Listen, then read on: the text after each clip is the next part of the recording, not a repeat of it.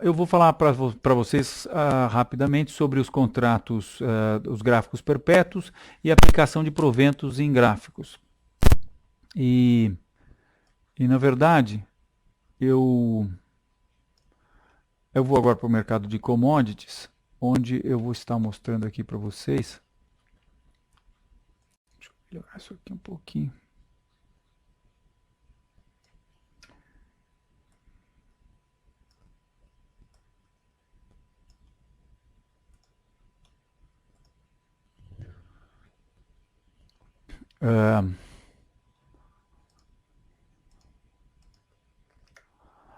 Estou mostrando aqui agora todos os meus gráficos de commodities e estou mostrando para vocês, por exemplo, o contrato de café para dezembro de 2010 e para setembro de 2011. Vejam, esse gráfico começou a ser cotado em maio de 2010. É o café para setembro de 2011. Então, ele vai ser cotado até setembro de 2011. Em setembro de 2011 acabam as cotações, ele para de ser cotado na BMF. Por outro lado, nós temos aqui nesse gráfico um gráfico de café que vem de café. Não, na verdade, esse aqui é o café dos Estados Unidos. Deixa eu mostrar o café do Brasil, que é aqui esse gráfico. No Brasil, nós temos um gráfico desde 1991. 2, 3. Então, essa é a oscilação do café desde 1991.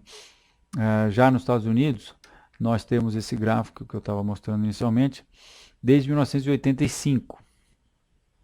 Então, o Brasil começa aqui e nos Estados Unidos nós temos as cotações desde 1985.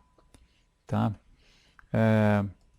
Como é que nós conseguimos ter esse gráfico? E esse gráfico hoje está referenciado, vejam que ele é o gráfico para café, as cotações que estão sendo imputadas aqui são as cotações da Bolsa Americana que negocia café, que a propósito chama-se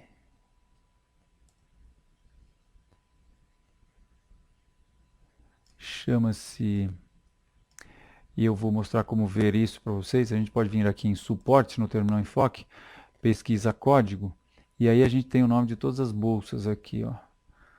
É interessante isso aqui.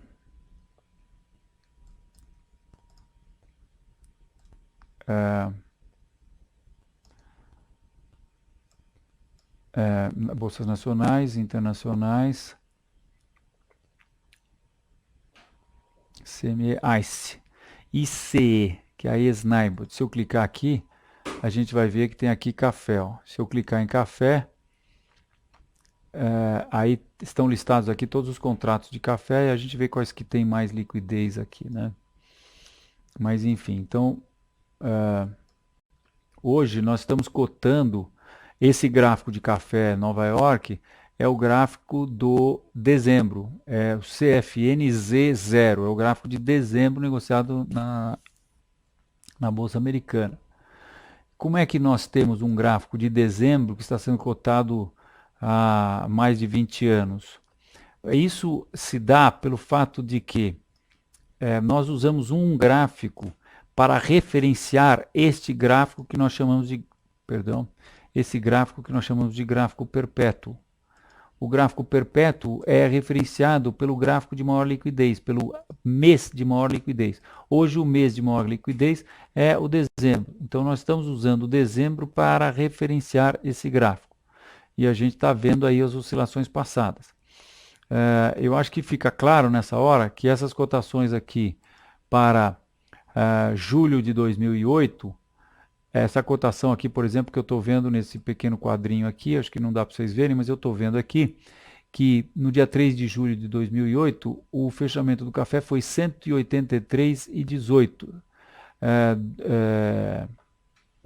183,18. Eu sei que o café é cotado por libra peso, mas essa cotação, não sei se é por saca ou se é por tonelada, é uma coisa assim. Já foi o tempo que eu sabia, não sei mais. Mas essa cotação, 183,18, não é a cotação que saiu no jornal, lá no Wall Street Journal em Nova York. É a cotação ajustada desse ativo. Isso por quê, minha gente?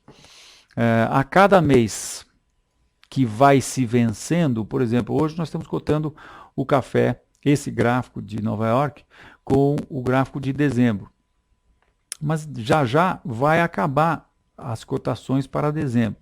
Então, nós vamos passar a referenciar esse gráfico com as cotações provavelmente de março, que eu acho que é o próximo mês cotado em Nova York.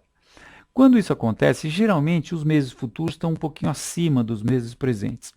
De tal maneira que fica um gap, fica uma descontinuidade no gráfico. Quer dizer, se a gente estava cotando dezembro até esse dia aqui, e aí a gente passa a cotar março a partir desse dia, quer dizer, o gráfico a rigor daria um pulo da cotação de dezembro para a cotação de março. Num certo dia ele abriria com um gap que não aconteceu, porque na verdade o março está abrindo no preço de fechamento anterior, que era acima do preço de fechamento do dezembro.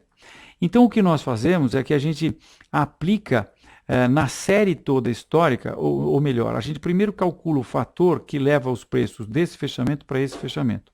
Aplica esse fator em toda a base histórica do gráfico e faz com que todo o gráfico histórico se eleve até que o fechamento do dezembro se equivalha ao fechamento do próximo mês.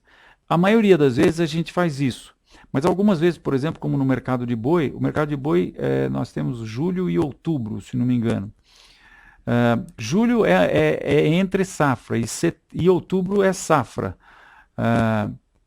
No mercado de boi, muitas vezes o próximo mês está abaixo do mês presente. Tá? Da mesma maneira, para que não dê um pulo para baixo, quando a gente para de cotar julho e começa a cotar outubro, a gente acha o fator que traz o fechamento do mês presente para o nível do fechamento do mês futuro e aplica isso tudo na série histórica do gráfico, de maneira que a gente ajusta esse gráfico. Lá para trás, as cotações também são ajustadas. Então, o fundo que a gente tinha aqui num certo nível, por exemplo, a 180, esse fundo não vai estar mais a 180, ele vai estar a 179, qualquer coisa que o valha. Tá? E, portanto, essas cotações são ajustadas. Agora eu vou mostrar a vocês aqui um exemplo disso, porque, por exemplo, nós vamos ver esse topo aqui do mercado. Ó. Vamos ver que esse topo do mercado aconteceu... vamos lá, o gráfico, obrigado. Nós vamos ver que esse topo do mercado aconteceu... Vou fazer uma coisa aqui.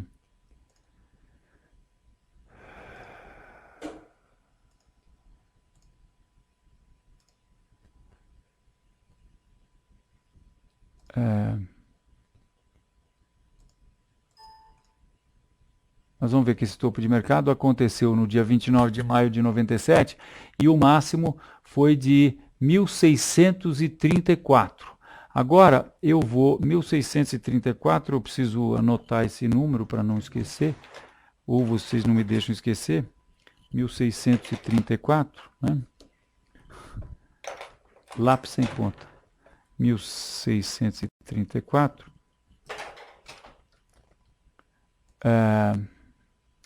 E agora eu vou pegar aqui, botão direito, parâmetros, e nessa janela de definição de parâmetros do gráfico, eu vou clicar um checkbox aqui e vou pedir valores nominais. E vou dar OK. E aí nós vamos voltar lá para esse topo e nós vamos ver que o valor nominal dessa cotação foi, pasmem vocês, 318, em vez de 1.634. Por quê? Ora, porque ao longo de 12 anos, 13 anos, cada mês que mudava o gráfico, a gente ia subindo os preços, de maneira que lá atrás, não é? Geralmente o preço futuro não está um pouquinho acima, então a gente pega o preço e sobe um pouquinho, e vai subindo, e vai subindo, e vai subindo. Então, o fato é que, quando a gente olha esse gráfico perpétuo, a gente está vendo esse topo em relação ao topo atual, tá? Então, isso é o que equivale às cotações, né? Aqui estão as cotações não indexadas, perdão. Aqui estão as cotações nominais e aqui estão as cotações corrigidas. Tá? Então a gente vê que quando a gente corrige as cotações, esse nível aqui está muito mais abaixo do que aquele, né? Nós podíamos também, posso mostrar para vocês, agora já falando do próximo assunto, aqui no gráfico do Ibovespa, eu vou mostrar a vocês, por exemplo, pão de açúcar. Então esse é o gráfico de pão de açúcar. E aqui, botão direito, parâmetros, eu vou mostrar o gráfico também com valores nominais. Vejam como muda. E vejam um processo que aconteceu no dia, exatamente, no dia 3 de setembro de 2007. 3 de setembro de 2007, as cotações de Itaú, que estavam a 54,30 de pão de açúcar, perdão, que estavam a 54,38, o fechamento foi aqui, aliás, perdão, o fechamento foi 54,25. No dia seguinte, as cotações foram para 27,29, quer dizer, houve uma queda de praticamente 50%. Então, isso se deve provavelmente ao fato de que Itaú deu um split ou alguma coisa que o valha, né? Para a gente saber exatamente o que aconteceu nesse nível, o Terminal Enfoque tem condições de nos mostrar.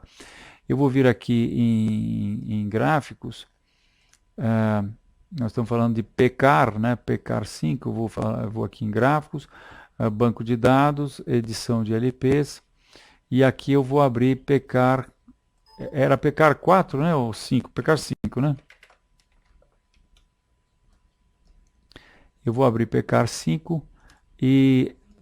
você lembra a data qual era, Júnior? De quando?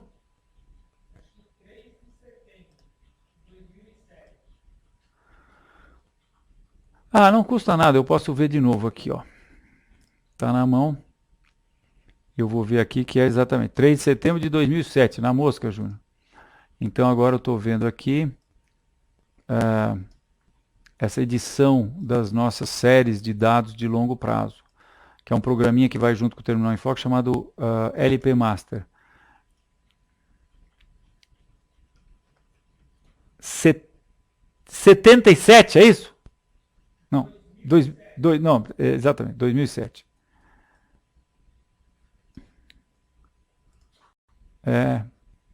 Só quero ver uma coisa aqui. Exatamente. Então vamos lá, 3 de setembro de 2007. Então nós vamos para trás até setembro 9. Aqui estão as cotações, tá? Então aqui a gente vê que as cotações, aqui são as cotações ajustadas. 3 de setembro é 9 e aqui são os valores nominais.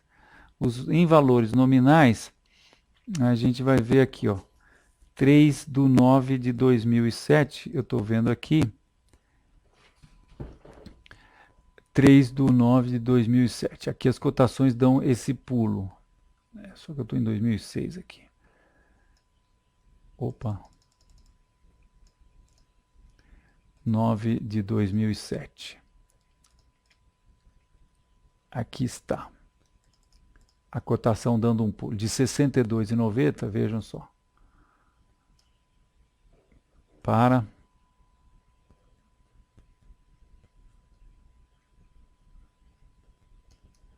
3 de 9 de 2007, exatamente, de 62,90, os preços caem para 31,51, né?